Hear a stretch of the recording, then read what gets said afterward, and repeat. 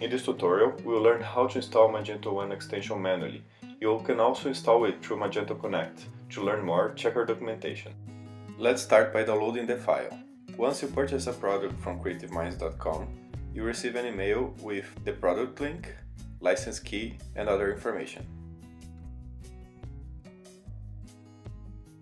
You can also create a free account on CreativeMinds.com, head to your customer dashboard, and here you'll see a tab with your downloads and another with your license keys. Now let's install the extension. First, log into your Magento installation as an admin. Then perform a backup for safety.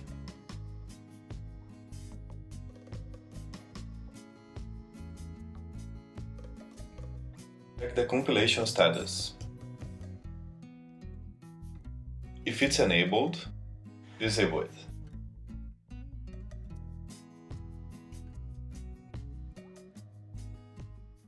Now we'll check that file that you've downloaded from CreativeMinds. The file will be compressed. If you don't know how to uncompress it, check the description for a list of suggestions. The next step is to move the files to the server. They should go to the Magento root directory. As you can see, we are using a software to move these files to the server using FTP or File Transfer Protocol. We also suggest some FTP software in the description below.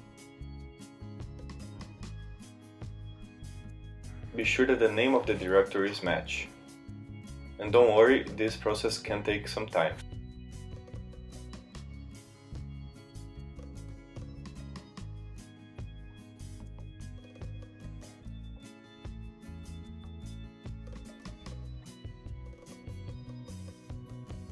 Now that all files have been moved to the server, it's time to flush the Magento cache.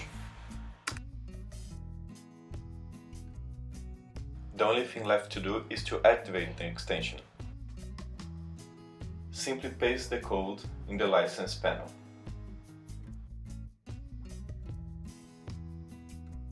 If you experience a 404 error, simply log out and log in again.